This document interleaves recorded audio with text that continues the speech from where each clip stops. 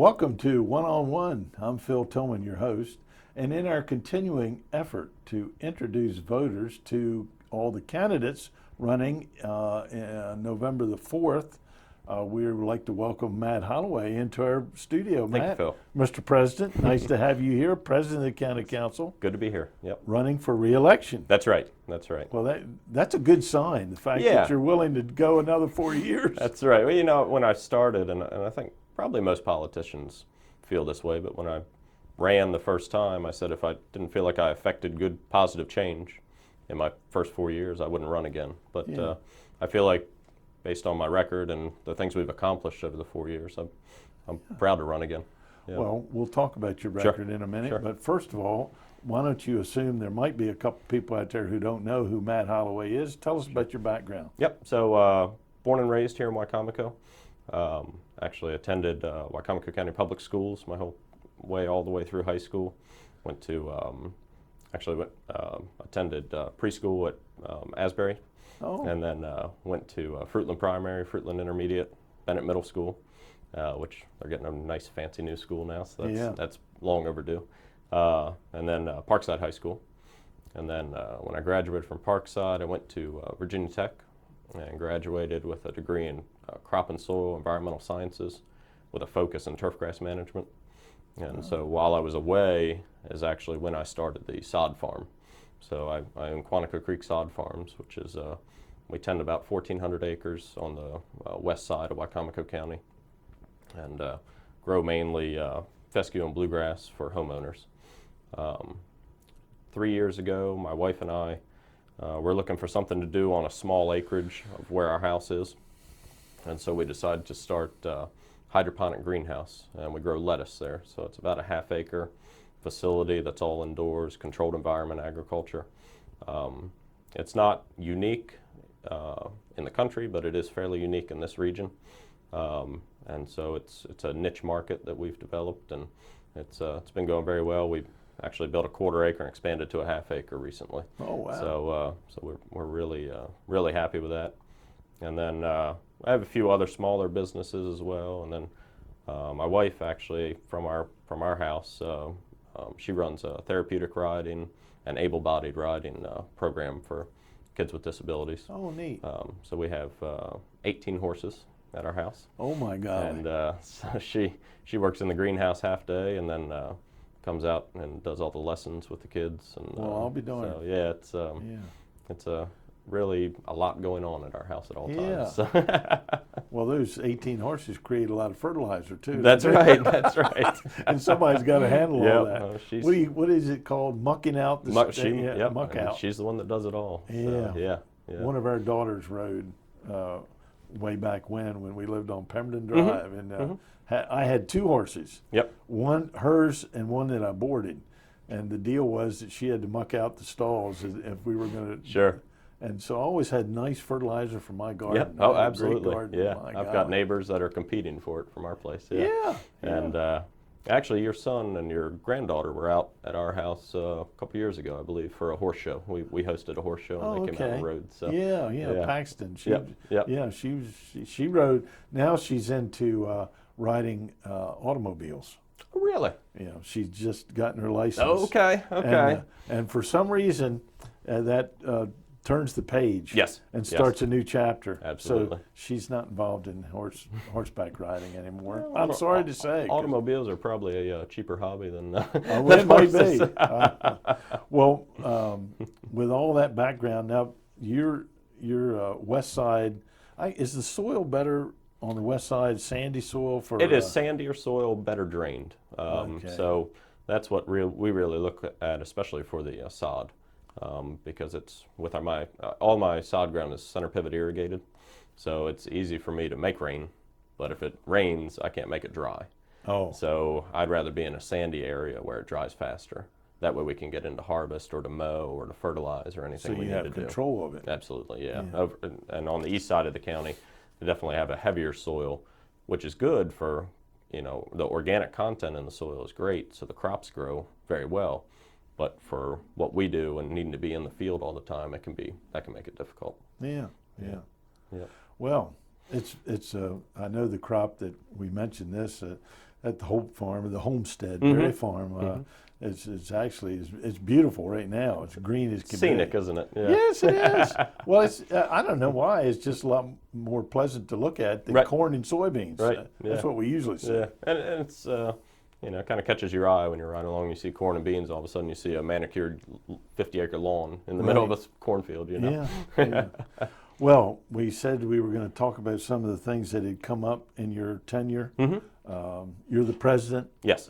So you preside at the legislative function of the county government. Yes.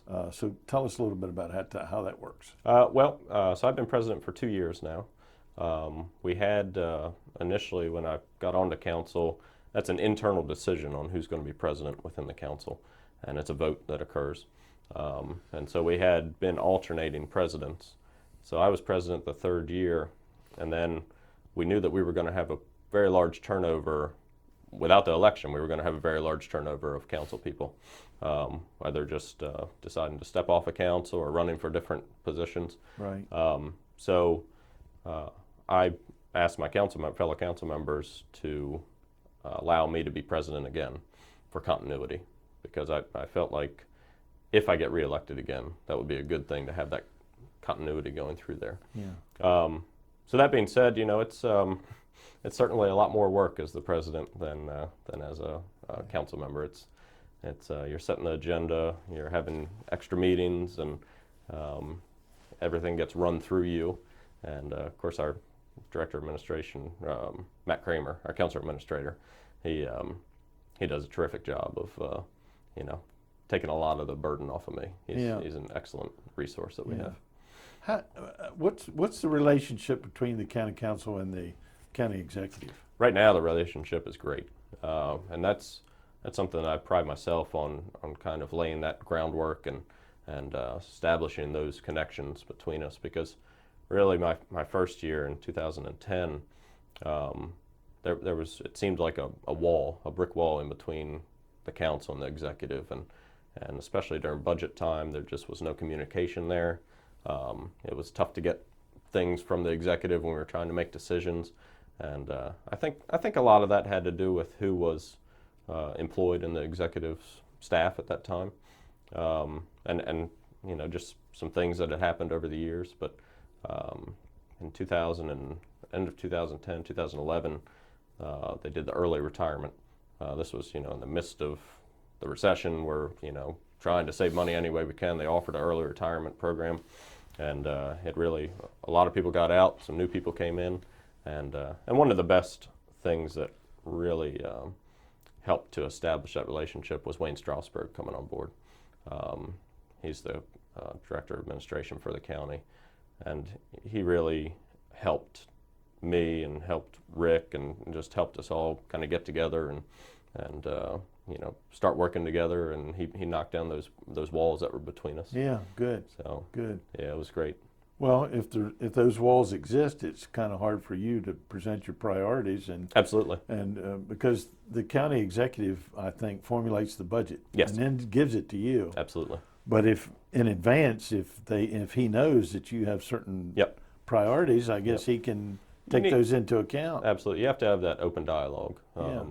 Because the way I saw it is, you can't expect the council to meet twice a month and be up to date on everything that's going on and know all the facts that they need to know. So that's where I stepped in, and so now we it's not every week, but we try to have meetings with Matt Kramer, myself, Wayne Strasburg, and Rick Pollitt. We have meetings as often as we need to discuss these things, and then we send out minutes to the rest of council to make sure they're all informed. And so it's communication. Absolutely, yeah. I think it's a great process that we've established. I keep hearing that communication's important. That's right. That's right. Well, during your 4 years on the council, what are some of the big issues that came up? Well, Bennett Middle School was probably the first one that we got thrust into initially, and of course that didn't pass the first time. And in hindsight, and then finally we got a group of activists in the community that really came in and spoke to us, and really everybody got on board with it.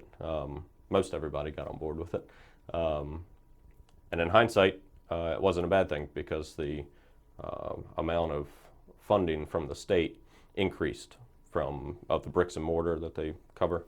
I think it was from 90% to 95% or somewhere in that range. And so it was. So you ended up with a better deal. That's right. That's right. Yeah.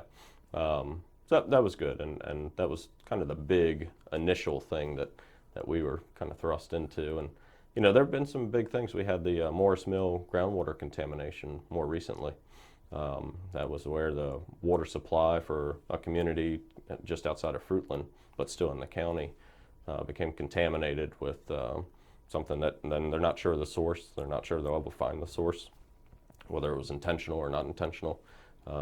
Their thought, and last I heard, was it was a barrel that had eventually started leaking, and so that's what got into the ground supply, the groundwater supply. So we really had a disaster on our hands. We had a community of houses that weren't going to have drinking water.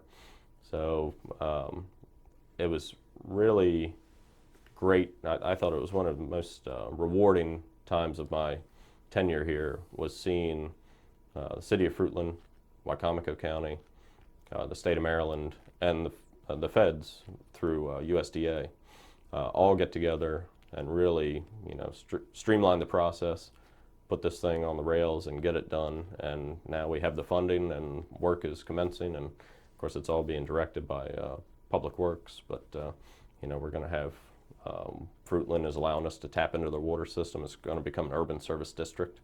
So these people will pay 1.5 times the water rate of Fruitland residents, but they'll have Fruitland water. Yeah. And it also adds benefits too, because so now it's they an have urban services district. That's right. Yep. Wow, good. Yep. And they'll also have fire protection because they'll have hydrants now, which is a benefit to any community. Sure. So that was really, when I think about what government is here for, that's what it is. It's solving a problem like that where these residents couldn't do it on their own, but we can pull our resources and our connections that we have and really get it done. Great. That is a great example of collaboration. Absolutely. Yeah, my golly. Yeah. Well, certainly every year the budget is a big time consumer and very important. You have to pass a budget every year. Yep. Tell us a little bit about some of the priorities you see in the upcoming term. Mm-hmm. Not just budget, but whatever priorities. What do you see some of the big issues? I see roads as one of the big issues, and the funding of roads and how we're going to do that. And a lot of that's going to depend on what happens at the state this year. As most people know, we used to fund our roads program through our highway user revenues, and that is a tax that is on every gallon of gasoline purchased that would go to the state and then be returned to the county through some formula that they use based on the miles of road in your county.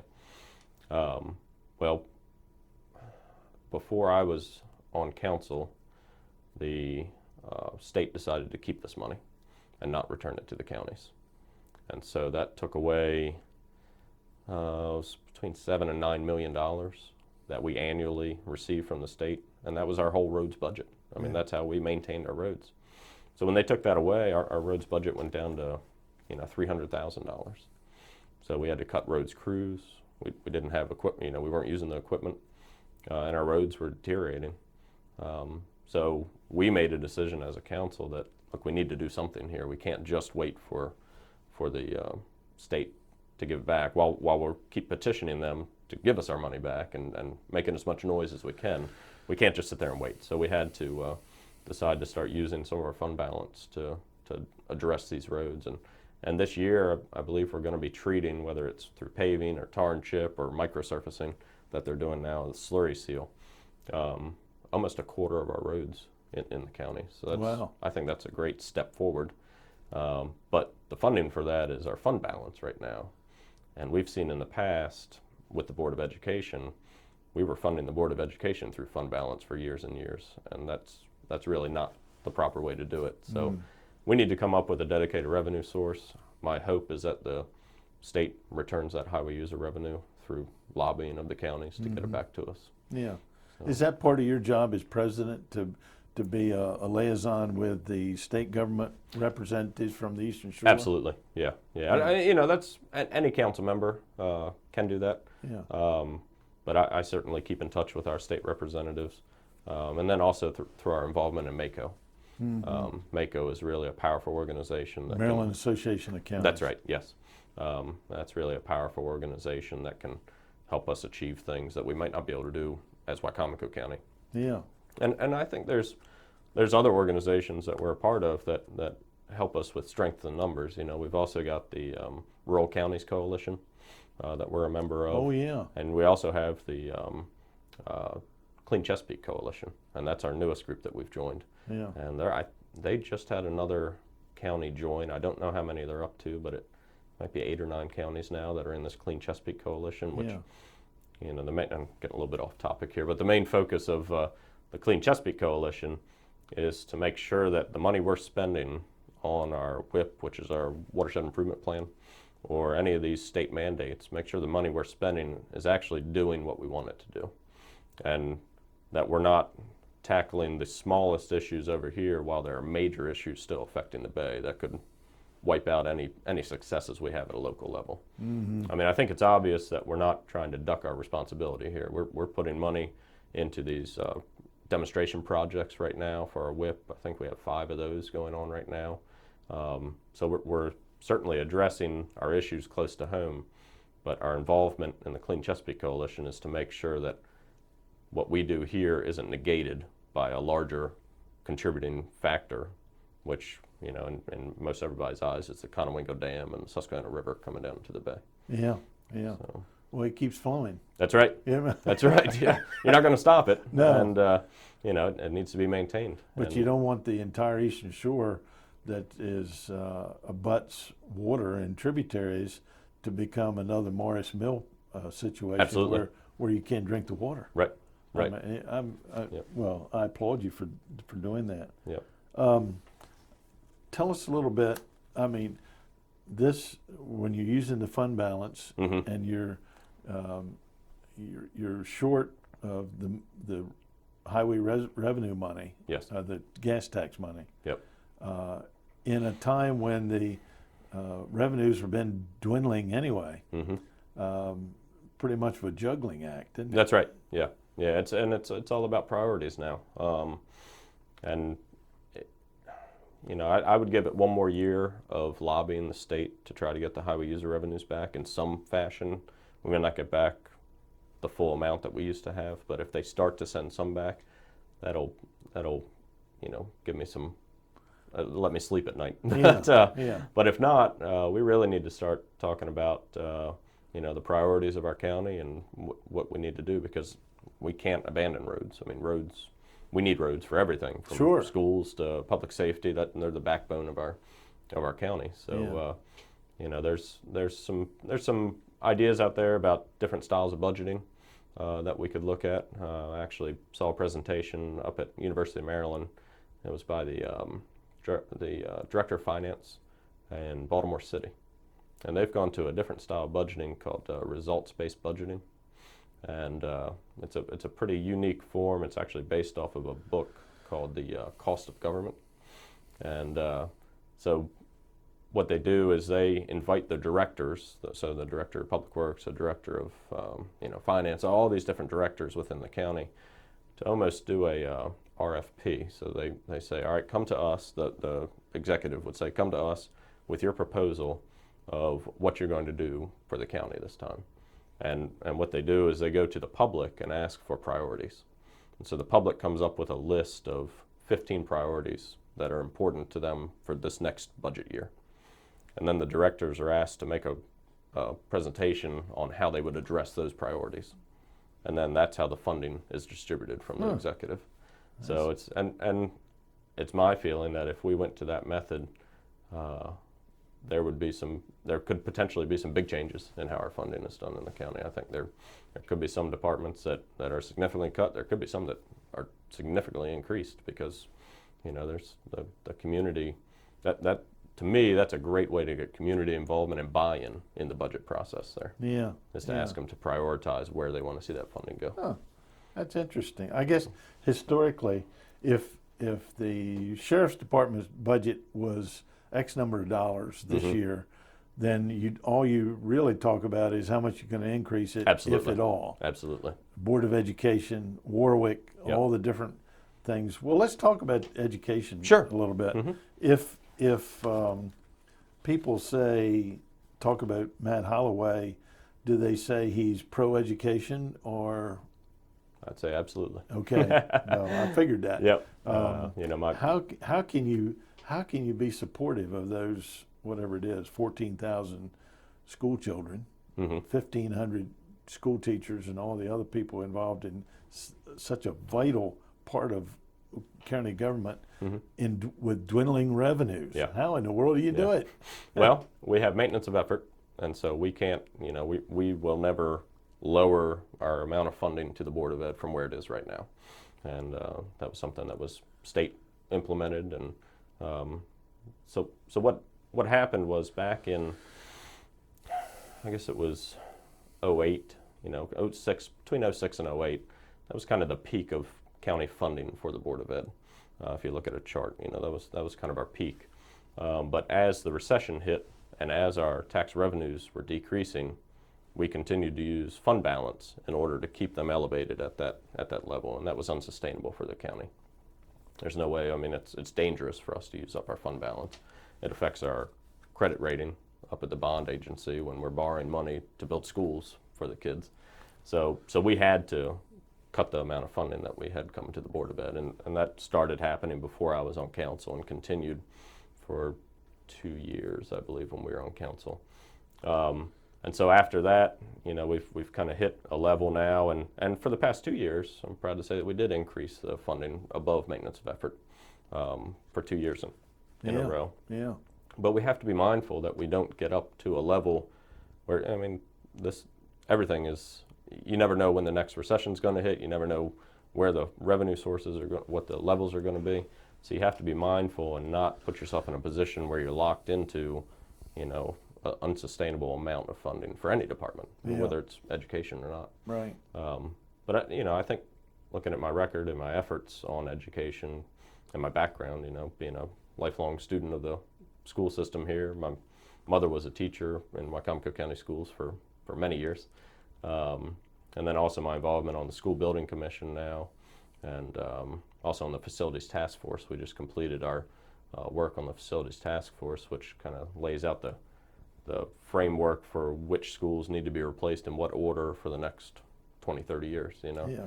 So Yeah. I think looking at that, you can see that I am a big supporter of education, and I'm doing what the voters elected me to do, which is watch the budget and make sure that we're not overspending and committing ourselves to something that we can't afford in the future.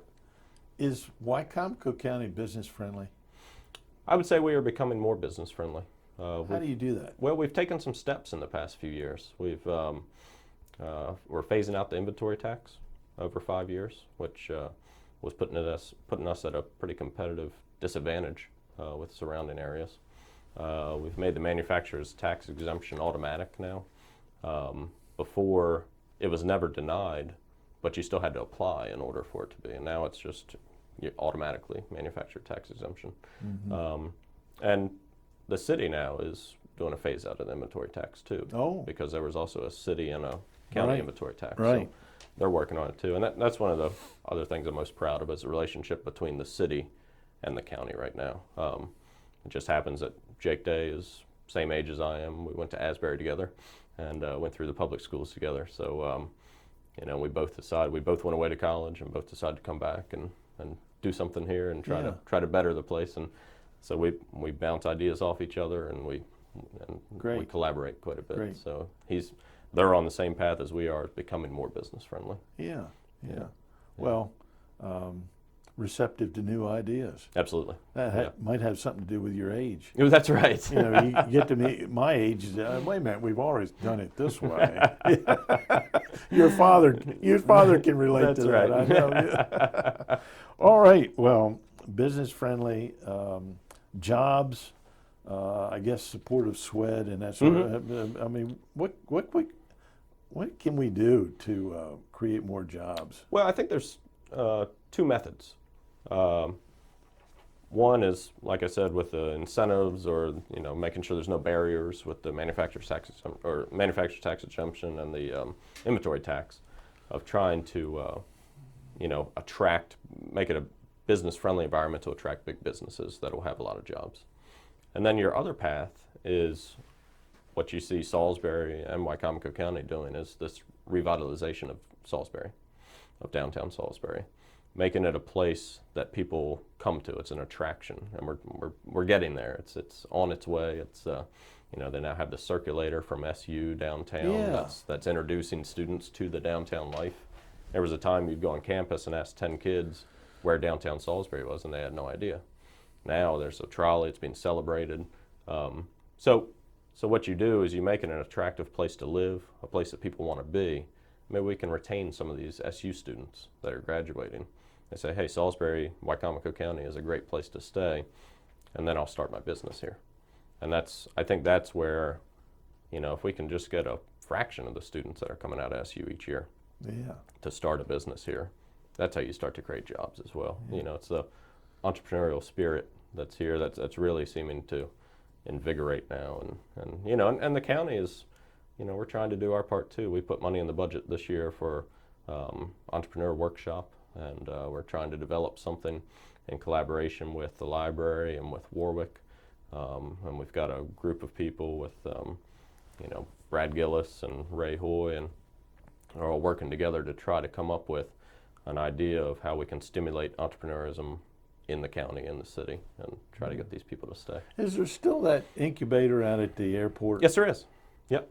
And that's, I'm not sure what the lease rate on that is now, if it's full, but I know a friend of mine had 2 successful businesses that have come out of there. Yeah. Over the years, been a lot of them. That's right. Yeah. So that's, if it works, keep doing it. Yep. I guess. Yep. That's a good idea. Yep. And I think we can try to do as much as we can. A large part of it is government making sure we're out of the way too. Yeah. That's let it happen. Yeah, and we try to ease up on regulations where we can, but let them have the freedom to do what they can do. Matt, I know you campaign one-on-one, and we're going to let you pretend that camera up there is the front door, and Mr. and Mrs. Jones has just answered the door, and you'd say to them what you want to say. Well, Mr. and Mrs. Jones, I'm Matt Holloway. I'm the current president of the Wicomico County Council. I've been on the council for 4 years, and would like to be on the council for another 4 years. I think if you look at my record of support for the county and what we've been able to achieve over the past 4 years, I think I would make a great councilman for the next 4. Thank you.